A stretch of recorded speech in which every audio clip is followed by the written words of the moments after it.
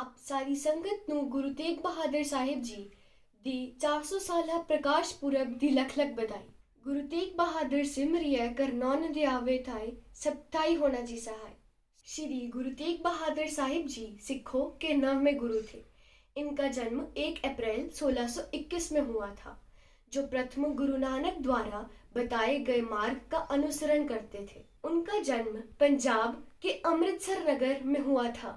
ये गुरु हर राय जी के 5वें पुत्र थे। श्री गुरु तेग बहादुर साहिब जी अपने कार्यालय में आनंदपुर साहिब का निर्माण कराया और ये वहीं पर रहने लग गए थे। उनका बचपन का नाम त्यागमल था। मात्र 14 वर्ष की आयु में अपने पिता के साथ मुगलों के हमले के खिलाफ ये युद्ध में उन्होंने वीरता परिचय दिखाया और वीरता के परिचय से खुश होते हुए उनके पिता ने उनका नाम त्यागमल से तेग बहादुर रख दिया, जिसका मतलब है तलवार की धनी। युद्ध स्थल में भीषण रक्तपात से गुरु तेग बहादुर जी के वैरागी मन में गहरा प्रभाव पड़ गया और उनका मन आध्यात्मिक चिंतन की ओर हुआ। धैर्य, वैराग्य और त्याग की मूर्ति गुरु तेग बहादुर जी ने एकांत में लगातार 20 वर्ष बाबा बकाला नामक स्थान पर साधना की। उनके द्वारा रचित 115 पद्य गुरु ग्रंथ साहिब जी में सम्मिलित है। मुगल शासन का बादशाह औरंगजेब अपने राज में हिंदुओं को जबरन धर्म परिवर्तन करवा रहा था और यदि अपना कोई धर्म परिवर्तन ना करे तो उसे सरेआम कत्लेआम करवा देता था। औरंगजेब पूरे हिंदुस्तान में केवल इस्लाम धर्म ही चाहता था। ऐसे में कश्मीरी पंडित, जिन्हें काफी विद्वान माना जाता था, वे सारे हार चुके थे। कश्मीरी पंडितों द्वारा एक बड़ा यज्ञ किया गया, जिसमें आकाशवाणी हुई और उस आकाशवाणी में श्री गुरु तेग बहादुर जी के शरण में जाने के लिए कहा गया, जिसमें लगभग 500 के करीब कश्मीरी पंडित श्री गुरु तेग बहादुर साहिब जी से मिलने के लिए श्री आनंदपुर साहिब गए। वहां जाकर उन्होंने अपनी जान की रक्षा की फरियाद की और औरंगजेब द्वारा किए जा रहे जुल्मों के बारे में अवगत कराया। उन्होंने बताया कि किस प्रकार इस्लाम स्वीकार करने के लिए अत्याचार किया जा रहा है। गुरुजी चिंता में पड़ गए और समाधान पर विचार कर रहे थे। उन्होंने कहा कि इस समय किसी महान योद्धा के बलिदान की आवश्यकता है। तो साथ खड़े उनके 9 वर्ष पुत्र गोविंद राय जी ने कहा कि आपसे बड़ा महान योद्धा कौन हो सकता है। गुरु तेग बहादुर साहिब जी ने पंडितों से कहा कि औरंगजेब को जाकर कह दे कि यदि गुरु तेग बहादुर साहिब जी इस्लाम धर्म कबूल न कर लिया तो हम भी इस्लाम धर्म कबूल कर लेंगे। गुरु तेग बहादुर साहिब जी का आदेश मानकर पंडितों ने औरंगजेब से जाकर कहा कि अगर हमारे गुरु तेग बहादुर साहिब जी ने इस्लाम धर्म कबूल कर लिया तो हम भी इस्लाम धर्म कबूल कर लेंगे। पंडितों की बात सुनकर औरंगजेब बहुत मन ही मन खुश हुआ कि एक आदमी को मनाना बहुत आसान है। फिर औरंगजेब ने तुरंत ही गुरु तेग बहादुर साहिब जी को बंदी बनाने का आदेश दे दिया। औरंगजेब द्वारा अपने सिपाहियों को आदेश देने पर उन्हें दिल्ली बुलाया गया। आनंदपुर साहिब से दिल्ली तक के रास्ते में उन्होंने कई दुखियों का दुख दूर किया।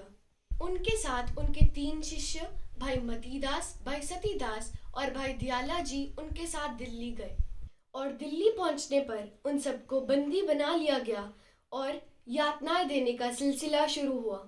पहले उन्हें कई प्रकार के प्रलोभन दिए गए, पर गुरुजी पर उन सब का असर नहीं हुआ।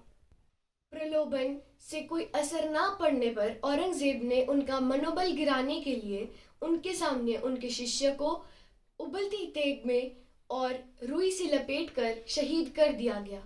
इसे देखकर भी गुरु तेग बहादुर साहिब जी का मनोबल नहीं गिरा और उन्होंने औरंगजेब से कहा कि अगर तुम जबरदस्ती लोगों को इस्लाम धर्म ग्रहण करवाओगे तो तुम सच्चे मुसलमान नहीं हो, क्योंकि इस्लाम धर्म में यह शिक्षा नहीं देते हैं कि किसी पर जबरदस्ती करके मुस्लिम बनाया जाए।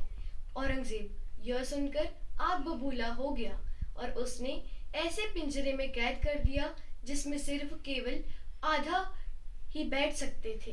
जब औरंगजेब ने देखा कि गुरु तेग बहादुर साहिब जी अपने शिष्यों की मौत से भी ना पिघले तो उन्होंने गुरु जी को घोर यातनाएं देनी शुरू कर दी।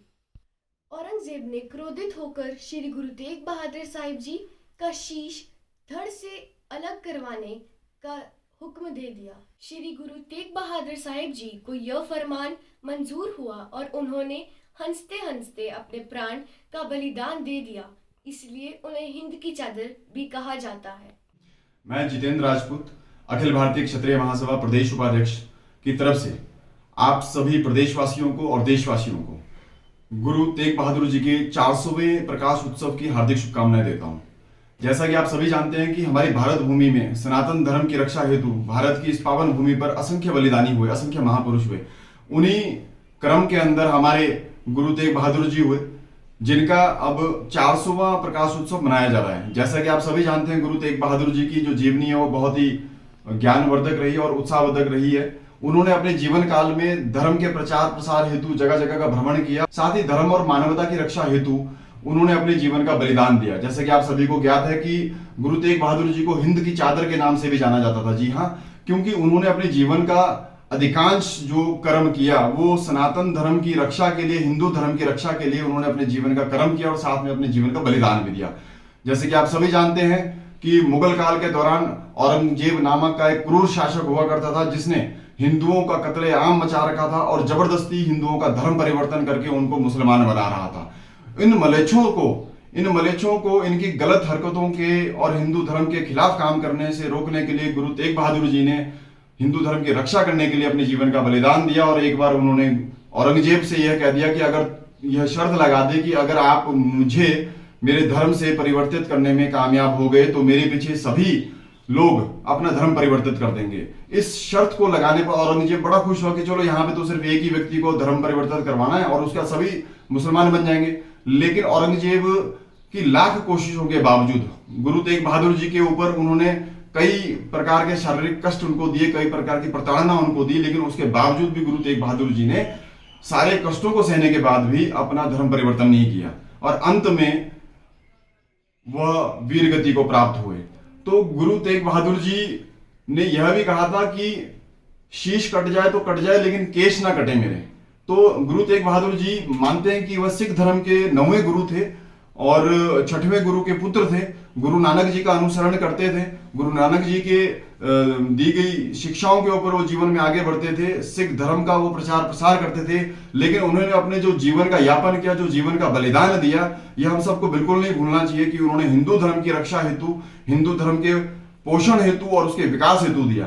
तो हमारा आज का जो हिंदू समाज है वह भी गुरु तेग बहादुर जी के 400वें प्रकाश उत्सव पर समस्त भारतवासियों को हार्दिक शुभकामनाएं देते हैं। और आज के समय में गुरु तेग बहादुर जी के द्वारा दिए गए हिंदू धर्म के लिए और सनातन धर्म की रक्षा के लिए दिए गए बलिदानों को हम सब पूजते हैं, हम सब मानते हैं।